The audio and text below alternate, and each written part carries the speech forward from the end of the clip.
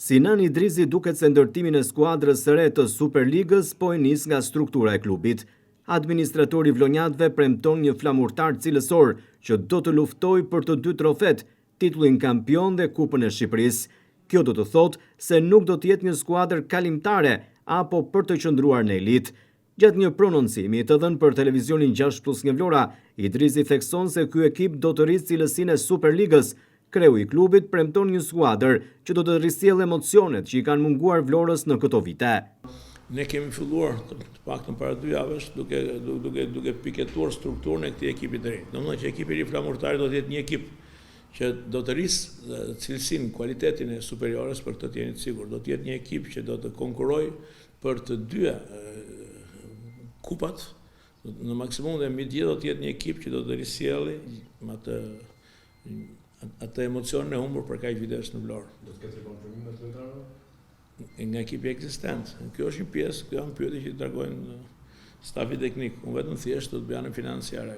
Presidenti i klubit të futbollit flamurtari Sinan Idrizi flet edhe për futbollistët që mund të rikonfirmohen nga grupi që mbylli sezonin në Vlorë. Ai thekson se kjo gjë i përket stafit teknik, teksa zbulon se u ka thënë të mos e kursejnë, por ka edhe një mesazh kur thot se ky flamurtar nuk do të bëhet bankomat i prishur. Kam thënë vetëm kaq që nuk duhet më kurseni, në asnjë lloj drejtimi për ndërtimin e flamurtarit. Kjo nuk do të thotë që në Vlorë është bërë ai bankomati i prishur që s'di çfarë të bëj. Idrizi premton buxhetin më të madh në historinë e Superligës këtë sezon që do ta ketë flamurtari. Ai thot gjithashtu se ka filluar puna për ndërtimin e skuadrës, ndërsa zbulon një prej emrave që do t'i afrohen flamurtarit në Superligë. Sinan Idrizi është gati për një rikthim të bujshëm.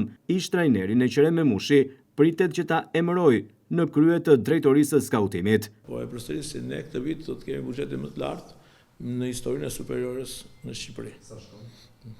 Pyetja unë ta kam thënë pyetje aritmetike, ama mos më bëni sepse them që unë nuk di aritmetik.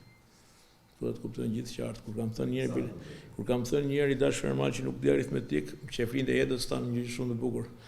Ky pronar i kompanisë thotë, ky miku i Ramës thotë që s'di aritmetik thotë. E kupton, unë realisht nuk di aritmetik. Po duhet të kuptoni gjë të thjeshta i dashur kur bën pyetje për shifrat. Është çdo gjë matematike. Nuk pyesni për matematikën trajner, po për momentin ai po. Pse mund të kemi ndryshime? Po mund të kemi ndryshime, s'është kjo për momentin e themi ai po. Që do të thotë kjo që mund të kemi ndryshime. Për momentin është ai po. Do të ketë ndryshime, do të ketë në strukturën e klubit po, ne jemi duke shiko, ne jemi duke ndërtuar strukturën e klubit si fillim, e kupton, strukturën e klubit. Pra paralelisht me gjitha këto bashkë, me të drejtë më thonë mos jeni të vonuar në këtë strukturë, jo, ne kemi piketimet tona prej kohësh.